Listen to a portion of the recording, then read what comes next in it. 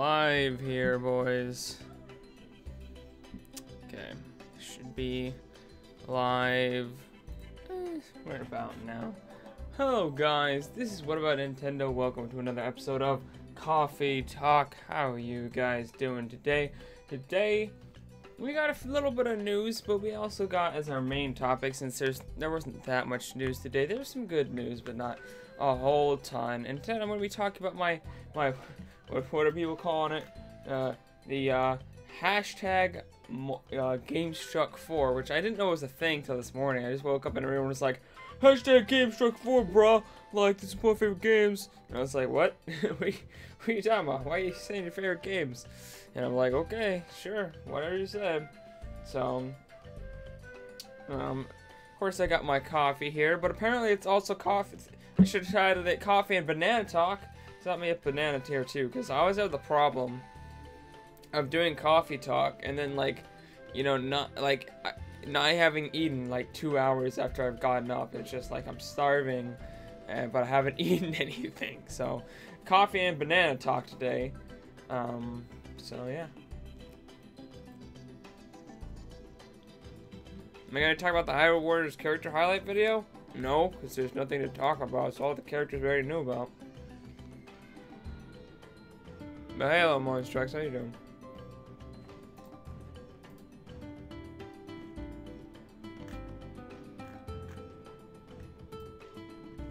The series is like the two taboo things about streaming. Eating on camera and drinking on camera. These are the things you're just not supposed to do, but we shall do them both today. Damn, that was hot. It was very hot. Oh my gosh. I forgot I heated that up because always it's cold. Let's get right on into it. Let's stop dilly-dallying. And let's get on to the first topic. So, there it goes. Dark Souls Remastered. We heard it was delayed on the Nintendo Switch, but it will still be getting an early network test before the game releases. So, somebody on Twitter added Dark Souls games. What about the network test? What will happen on the Switch? Will that still happen on the Switch at the same time? And Dark Souls people said, we will test the server performance of the Switch version apart from the others. In a time closer to the Switch's release, we'll announce the dates when they are available. So we will still be getting a Dark Souls Switch network test, but it won't be on the same day as the other ones, and it will be a little bit closer to the release of the Nintendo Switch. But at least we're still getting it. We still get to play Dark Souls early, which is fine. For me, like,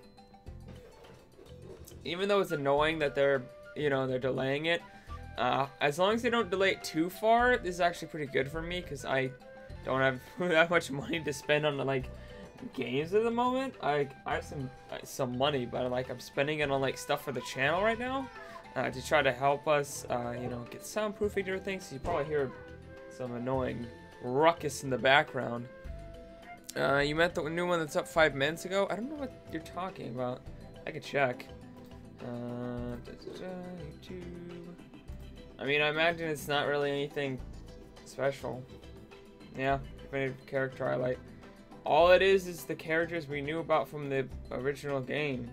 And then, it's the only 2 new characters, other than unless they have some kind of DLC later down the line. The only 2 new characters are Breath of the Wild Link and Breath of the Wild Zelda. I'm pretty sure those are just... Aren't those just skins, though? I think they're just skins for, normal Link and Zelda, so it's nothing really that big. So no, I'm not gonna go over that.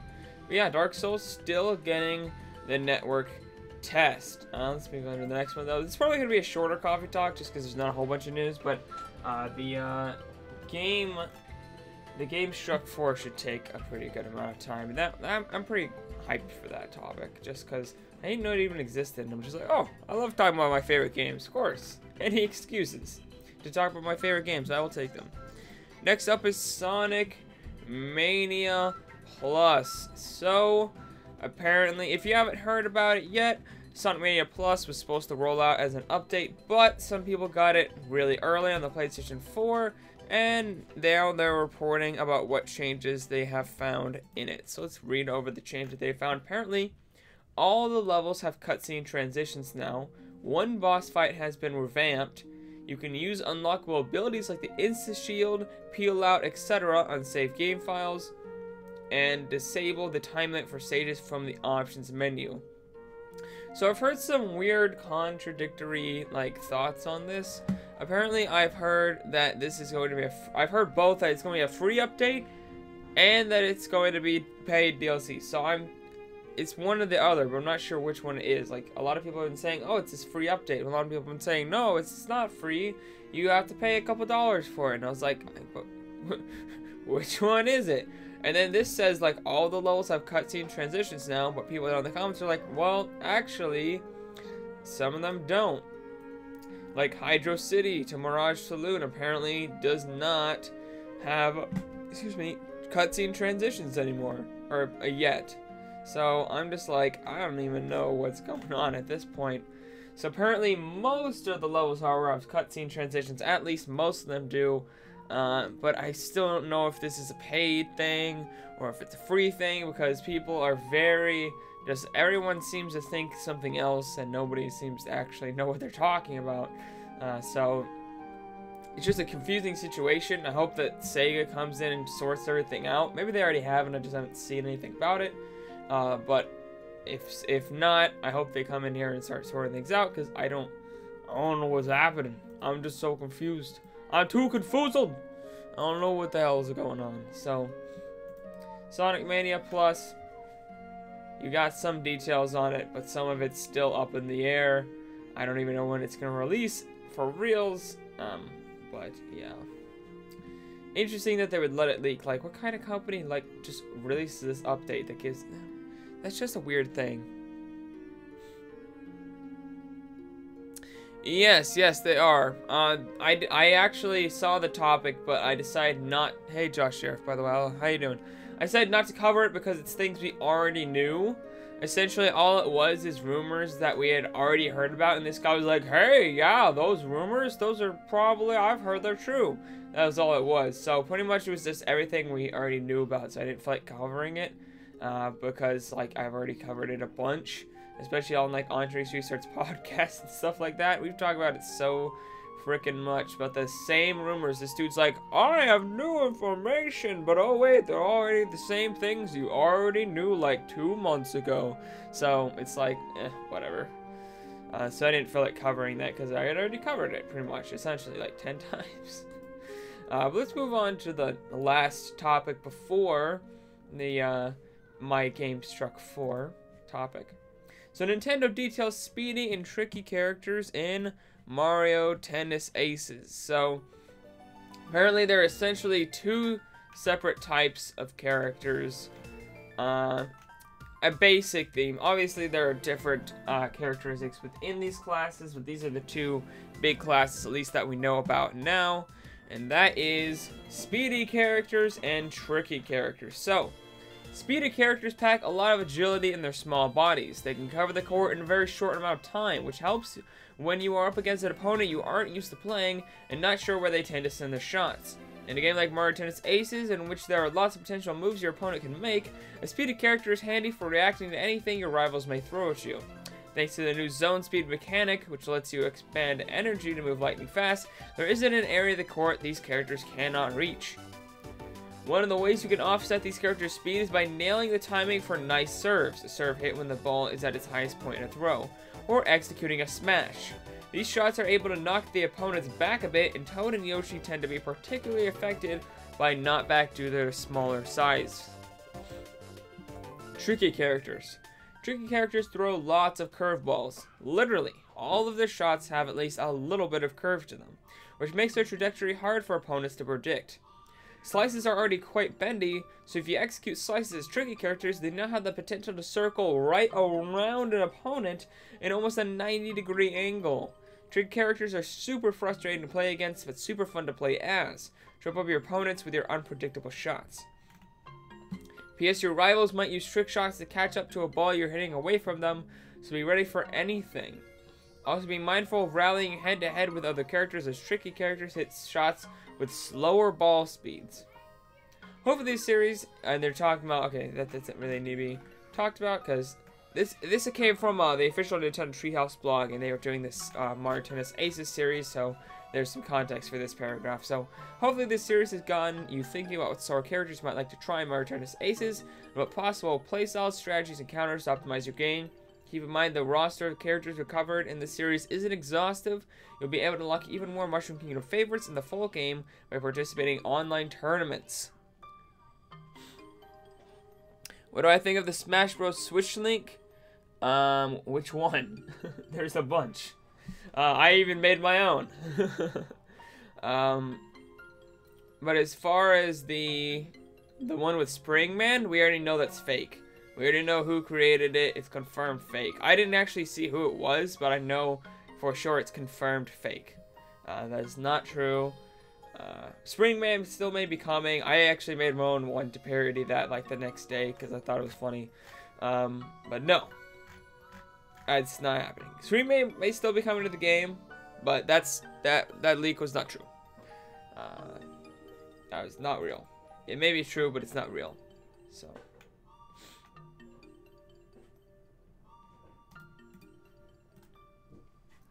Alright, so enough about that topic. Let's move on to the final topic. As I said, this is going to be a shorter one, guys. Not much news today, so it's only going to be like 20 minutes instead of the usual 30. But let's move on to it. So, my GameStruck4. I can never remember the freaking name. My GameStruck4. Let's go over it. I'll be going over each one in order of when they released and when I played them. So let's get going. Let's get started. So first off, Mario 64. Mario 64 was the first game, either that or the next one I'm going to talk about is the first game. I can't remember. I think this one was the first one though. Super Mario 64 was probably the first game that I ever played in my entire life. It is amazing 3D platformer, one of the best easily of all time. It's just absolute classic. I love that game to death. It has such good platforming. It's the first 3D Mario game, so it's like one of the first 3D platformers ever made. In fact, if not the first 3D platformer. This pretty much, you know, set the course for what 3D platformers were gonna be, and I mean, it set the bar essentially. It was one of the best games of all time, one of my favorite games of all time, one of the most highly rated games of all time, and as I said, one of the first games that I ever played, one of the games that got me into video games, so definitely loved that game. Used to play it all the time. I mean, back in the N64 days, we played like every game, like at least like 100, 200 hours or more. Sometimes some of them even probably 1,000 hours into these games. I mean, we just played, we didn't have that many games, so we didn't have any money to buy new games. So we just played the same games over and over again. And this is one we kept going back to and consistently had an amazing time. So, excuse me. I love Mario 64. I really wish that Nintendo would remake it in like Unreal Engine 4 and put it on the eShop. The eShop. Actually, it would be a physical and digital release, obviously, but yeah. Hey, Mini Money, that was your first game too? Nice. Mario 64 is so much cooler than Super Mario 64 DS. Is it? They're pretty much the same game, but Super Mario 64 DS has like more content and better graphics, so I never played it myself. I saw Sean Connery Let's Play it though. I've only ever played the originals, but as far as I know, it's just pretty much just the same game with more stuff. So I don't know if I agree with that, Just Sheriff. Yeah, this game just defined 3D platformers. One of the first 3D games to ever be made as well. Like, it was the first game that launched on the N64. And the N64 was one of the first 3D consoles, so therefore, it was one of the first 3D games ever made. So yeah, I just can't tell you enough how much I love this game, and I want a remake for sure. I want a remake on the if they made a remake of this game on the Switch, screw Super Mario Galaxy 3. That game would be dope, but Mario 64 remake on Unreal Engine 4, that's what I want. That's really what I want, dude. Super Mario Odyssey, when I saw that they had, minor spoilers here for you guys who haven't finished Super Mario Odyssey, so, you know, mute me for like a minute or two if you don't want spoilers on Kingdoms for Super Mario Odyssey, but when I saw that they had the Mario, you know, the Princess Peach's Castle world completely redone like Mario 64 to like, you know, emulate that Mario 64 Peach's Castle, I was just nostalgia overload. I always ran around with, you know, the Mario 64 costume on, full polygons, Mario 64 and stuff like that, you know. I love the fact that when you get a moon, it's actually a star and it makes all the right noises. It's just like, man, the nostalgia trip on that was just absolutely amazing. Nice. Those are both really, really good games. Those are really good games, Josh. I love Super Smash Bros. 64. Ah, man, I wish this was, you know, GameStruck4, because definitely Smash 64 would have been on here. But, alas, I could only choose 4. So, next up is Ocarina of Time. This game was, you know, the first Zelda game I ever played. Zelda's my favorite franchise of all frickin' time, you guys. Not even normal time, frickin' time. It's a thing. Look it up, Google it. No, I'm just kidding. It's not actually real, obviously. But Ocarina of Time, this game is one of the best Zelda games of all time. Definitely like the top 3 or 4 best Zelda games of all time for me personally. It just had a great story, amazing at the time 3D graphics. It just had really, really cool bosses. I loved the exploration in that game. I loved the kind of mystery about the game, and like this, it almost had some like horror elements to it as well, which I think is really, really cool. And I just loved this game. I loved the atmosphere of the game. I think is something you can't.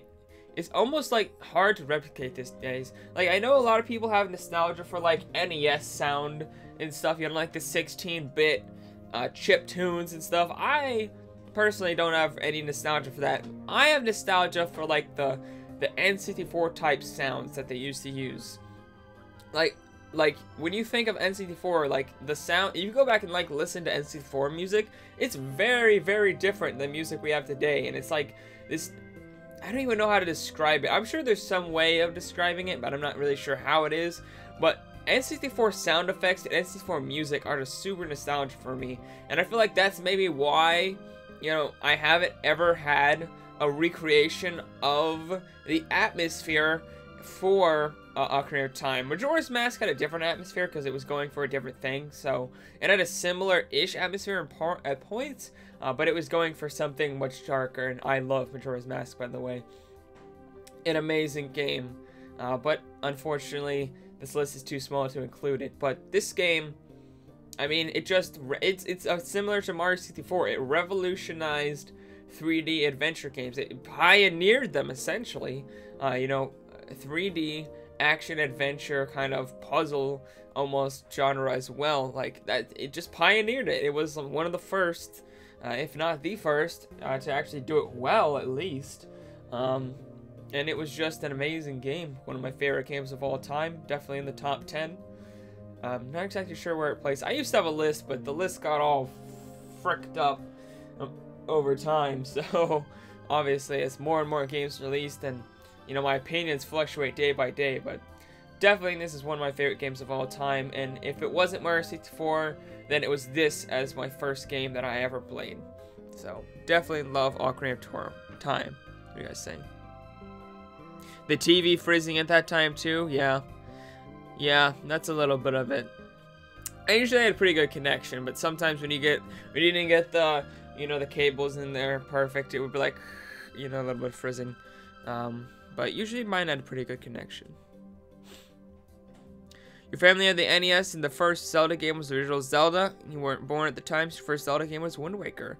Nice! Wind Waker actually is the next game! Look at that! Legend of Zelda Wind Waker, which ever since it came out has been a contender, at least, for my favorite game of all time. This game, it was in my favorite genre, or my favorite, you know, my favorite franchise of all time, Legend of Zelda. And then it just had like this amazing atmosphere and just character design and art style that I always just loved. I thought it was beautiful. I thought the game was super charming. The game was super fun. I loved exploring on the high seas. I know a lot of people were like, oh, it's boring to ride around on the ocean. Oh. No, it was amazing. It was like, endless exploration for me. I love exploration. That's why I love Breath of the Wild so much. It's just like you look out, you just see the sea, and you just see distant islands, and you're just sailing away from, it's like you're sailing away from home. And I was really little, and I always was, you know, wanting to go on adventures, because, you know, I mean, that's what little kids want to do. They want to go on adventures. Hell, I want to go on an adventure. So, and I'm an adult, so, like, as a kid, I just wanted to go on an adventure. I just wanted to leave home, and I wanted to go do something exciting. In this game, let me do that. Let me leave home. Literally, the Link leaves home, and he goes on this big, expansive adventure across the ocean. It was amazing. I loved that. It's probably why I loved it so much. It's just because you got to... It was this feeling of just leaving home, going on this grand, huge adventure, fighting again, and fighting all this amazing enemies, and having some of the best dungeons of any Zelda game ever. I mean, especially like the one on the Rito Island, the fire kind of dungeon. I don't know what the name is, but the first dungeon you ever go to, where the Rito live, that is my favorite dungeon pretty much of all time in any Zelda game ever. That dungeon is freaking amazing. I love that dungeon. So it just had this amazing art style, this amazing atmosphere. You know, this amazing sense of scale and adventure, and it also had a really, really good story. So that is why it's on my list here. It's also a huge contender for my favorite game of all time. Dragon Roost Island. That's what it is. That's what it is. Sorry, I usually remember these things, but names and dates, I cannot remember for the life of me. Like, even things I love, even things I'm ridiculously passionate about, even things that are, you know, like my favorite of all time, like, I don't remember. I'm just so bad at remembering things. But thank you, GameStruck4. That's what I was talking about. Yes, Wind Waker HD is the best version of that game. It just is. It's the best version of that game. It's you know, I really hope they port that to the Switch, because it needs to be on the Switch. As soon as they port that to the Switch, I'm just like, bought, done, having it now. Like, it's just pre-ordered. As soon as they announce it, it's just fly. I'm just gonna fly over to their website and pre-order it, because that, like, game of the year 2018 will be Wind Waker HD. Screw Smash, screw Pokemon. Yeah, I don't care if Metroid Prime 4 comes out this year. If we get Wind Waker HD, it's gonna be, you know, Wind Waker HD Plus, or Wind Waker HD, whatever you want to call it. Switch, maybe. You know, Deluxe. Wind Waker HD Deluxe. That would be Game of the Year 2018 for me. Oh my gosh. Yeah, Wind Waker on the GameCube has even more nostalgia than Wind Waker. But let's move on to the final one here, and that is... I love how there's Kirby music playing, and we're about to... It has nothing to do with what we're talking about. Okay, we're going to be talking about Xenoblade Chronicles. This says 3D, but I'm going to specifically be talking about the Wii version, because the 3DS version I don't think was even as good as the Wii one. And I have never played the 3DS one, or watched anybody else play it. Excuse me, I was drinking coffee there. So Xenoblade Chronicles is the game that I realized, pretty much it essentially made me realize that video games can have amazing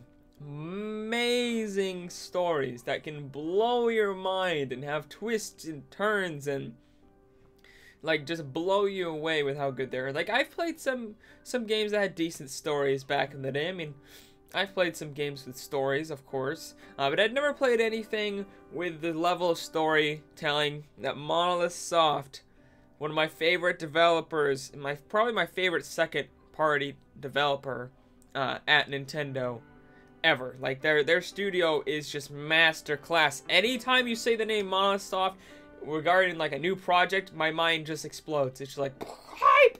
Too much hype, man. I can't contain it. Oh my gosh, those pictures of like the new game they're working on, that medieval style.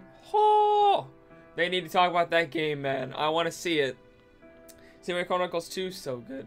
But Xenoblade Chronicles, the original, was the first introductory to Monolith Soft, and the fact that video games can have, you know, more story than a movie, more story than a season of anime, you know, more story than, you know, a television series combined, you know. It can have this absolute masterclass story, and I never knew that. I never understood just how well a story could be in a video game, and this one shined the light on that. And that game just absolutely amazing. I love the game. I just can't wait. Like nowadays, like anytime you say Xenoblade, anytime you say Monolith Soft, I'm just, as I said, I'm just like, whoop, perk up. I know what you're talking about. I'm like, oh, get ready. Man, if they come at E3 and they're like, they show the Monolith Soft, I don't think they'll do this because they have the Xenoblade Chronicles 2 DLC. So, but if they came up with it and they just showed off that new project that they're working on with like medieval stuff, oh boy. I think we're going to see that in 2019, by the way. I think it will release in like 2020 or maybe even 2019, but I think it would release in 2020. But gosh, I'm so hyped for that. Josh Terror says, you know what's cool too is Dragon Roost Island theme is one of the staged music pieces in Smash Bros. Brawl, and it sounded great. Yeah, it did. Shulk is one of the greatest characters in Smash Bros. Wii and 3DS. I remember when he was announced for Smash Bros. And it was so shocking. Yeah, it was. It was really cool seeing him in Smash. I really like playing as him in Smash. I wish there were more Xenoblade characters in Smash. As I've said before in some videos I've made, I want Rex and Pyra for Smash. Like, that needs to happen. Rex and Pyra for Smash Brothers. In Mythra 2, I guess. Mythra would be there as well. But that game needs representation. Xenoblade Chronicles 2 is absolutely amazing and needs representation in Smash. But yeah, guys, that's it for my what did they call it again? My GameStruck4. So you guys let me know what your GameStruck4 is in the comments here. We got 4 more minutes, so we can talk about it. Let me know what you guys are in the comments here. What your GameStruck4s are. You like my Animal Crossing background music? Go Animal Crossing. Yeah, boy. I just have a random, like, it's just like random Nintendo music playing in the background. But I liked that topic. I thought it was fun. I didn't even know that existed. Like, I don't know who started this My GameStruck4 or where it came from, but I just decided to do it because I was like, oh, that sounds really fun. And I had a good time. But yeah. Anyways, guys, that's all for this live stream. If you like this live stream, make sure to like and subscribe for more content like this Monday through Saturday. I do Coffee Talk Monday through Friday. I do videos Monday through Saturday. And I do gaming live streams Monday, Wednesday, and Friday. So make sure to subscribe. We were very, very close to 1,000 subscribers, guys. Very, very close. Yeah, E3 is less than like 50 days away. It's like less than 2 months away, as you're saying, only a few months or only a few weeks. So I am ridiculously excited. But yeah, anyways, guys, we are only about 15 subscribers away from 1,000. I'm super hyped. Let's get it. Let's get there. So I'm just super hyped to get to that 1,000 mark. We'll be having some special content coming out when that happens. So if you're not subscribed, make sure to subscribe for that. Anyways, guys, I'll see all you guys later on What About Nintendo. Bye.